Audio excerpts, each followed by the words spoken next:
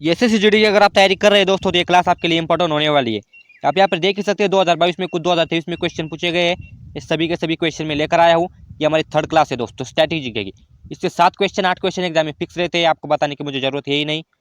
तो इसमें से हमारा पहला क्वेश्चन है दोस्तों, मोहिनीअट्टम नृत्य हिंदू देवता के सम्मान में महिलाओं द्वारा रहस्यमय मोहिनी के उनके अवतार के रूप में किया जाता है। तो कृष्ण, इसका सही आंसर हो जाएगा कृष्ण।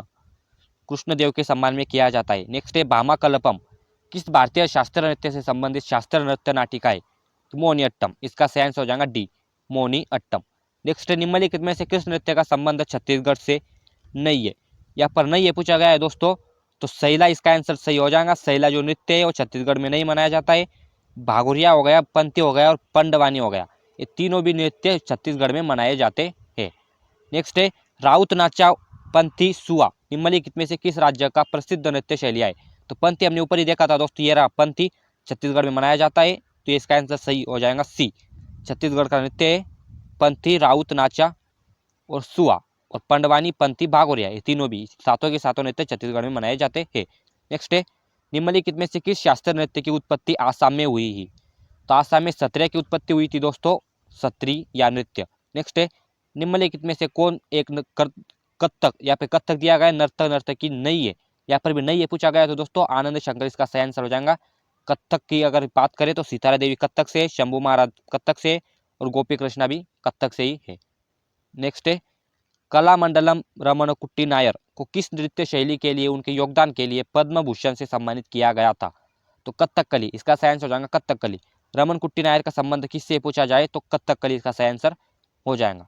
नेक्स्ट है गरबा लोक नृत्य भारत के निम्नलिखित में से किस राज्य से संबंधित है। तो गरबा कोई बताने की जरूरत ही नहीं है आपको, गरबा आएगा गुजरात, ग दोनों का है गुजरात। नेक्स्ट है घोड़े मोरनी नृत्य का एक लोक नृत्य है। तो घोड़े मोरनी है गोवा का, घोड़े मोरनी गोवा का लोक नृत्य है दोस्तों, घोड़े मोरनी। नेक्स्ट है कथकली नृत्य शैली की उत्पत्ति भारत के किस भाग में हुई थी। तो कथकली की जो उत्पत्ति हुई थी दोस्तों दक्षिण भारत में हुई थी। यहाँ पे ये भी क्वेश्चन अलग ही पूछा गया है, दक्षिण उत्तर पूर्व पश्चिम से पूछा गया है। तो दक्षिण भारत इसका सही आंसर हो जाएगा कथकली नृत्य के लिए। नेक्स्ट है धांगरी गाजा का लोक नृत्य है। तो महाराष्ट्र का है धांगरी गाजा लोक नृत्य जो है महाराष्ट्र में मनाया जाता है। और लावनी हो गया, तमाशा हो गया, ये सभी के सभी अपने महाराष्ट्र में मनाए जाते हैं। नेक्स्ट है मीनाक्षी सुंदरम पिल्लई किस नृत्य शैली के लिए ख्यातिलब्ध है। तो भरतनाट्यम, इसका सही आंसर हो जाएगा बी भरतनाट्यम। नेक्स्ट है निम्नलिखित में से किस लोक नृत्य शैली का संबंध पंजाब से नहीं है। या फिर भी पूछा गया है दोस्तों तो नहीं है। लावनी मैंने बताया था महाराष्ट्र में, अपने महाराष्ट्र में मनाया जाता है लावनी तमाशा नृत्य।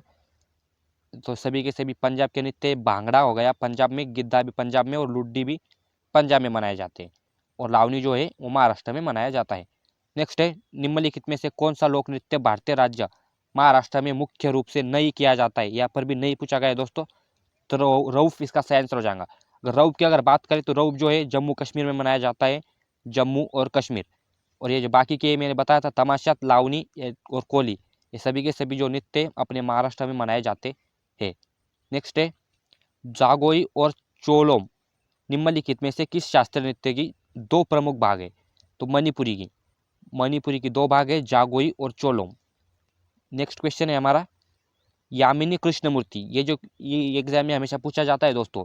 अगर बात करूँ यामिनी कृष्णमूर्ति की तो ये एमटीएस के एग्जाम में पूछा गया था और ये मेरे एग्जाम में मैं पेपर दे रहा था उसमें आया था। तो ये आपको भी याद रखना चाहिए, इंपॉर्टेंट है क्वेश्चन यामिनी कृष्णमूर्ति।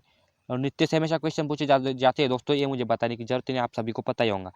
तो यामिनी कृष्णमूर्ति किस नृत्य शैली के लिए विभिन्न पुरस्कार जीते हैं। तो कुचिपुड़ी और भरतनाट्यम, कुचिपुड़ी और भरतनाट्यम, सी इसका सही आंसर हो जाएगा। नेक्स्ट है दोस्तों निम्नलिखित में से किस शास्त्रीय नृत्य का केंद्रीय विषय कृष्ण और राधा की प्रेम गाथा है। तो मणिपुरी, इसका सही आंसर हो जाएगा मणिपुरी। कृष्ण और राधा की जो प्रेम गाथा है वो मणिपुरी प्रेम गाथा है। नेक्स्ट है अलरमेल वल्ली निम्नलिखित में से किस शास्त्रीय नृत्य की प्रतिपादक है। शास्त्रीय नृत्य की प्रतिपादक है तो भरतनाट्यम इसका सही आंसर हो जाएगा अलरमेल वल्ली। नेक्स्ट है दोस्तों पंडित बिरजू महाराज, ये इंपॉर्टेंट है, पंडित बिरजू महाराज इंपॉर्टेंट है दोस्तों। पंडित बिरजू महाराज एक भारतीय नृतक, संगीतकार, गायक और भारत में कथक नृत्य के लिए कालका बंदा दिन घराने के प्रतिपादक थे। अब घराने से भी हमेशा क्वेश्चन पूछे जाते हैं दोस्तों, आपको ये रटना ही होगा। पंडित बिरजू महाराज से हमेशा क्वेश्चन पूछे जाते हैं और जितने भी महाराज है उनका सभी का सभी संबंध कथक से है। महाराज अगर आए तो कत्थक सही आंसर कर आना। तो पंडित बिरजू महाराज, ये भी क्वेश्चन पूछा गया है किससे संबंध है, तो कत्थक इसका सही आंसर हो जाएगा। और अगर बात करें कालका बिंदादिन घराने के प्रतिपादक थे, तो लखनऊ इसका सही आंसर हो जाएगा लखनऊ। ये नेक्स्ट है दोस्तों, निम्नलिखित में से उत्तर प्रदेश इंडो फारसी नृत्य शैली का नाम बताइए, तो इसका आंसर हो जाएगा कत्थक। उत्तर प्रदेश के कत्थक, इंडो फारसी नृत्य शैली का नाम कत्थक है। तो मिलते हैं दोस्तों अपने 4 क्लास में, तब तक के लिए चैनल को सब्सक्राइब कर दीजिए। धन्यवाद दोस्तों।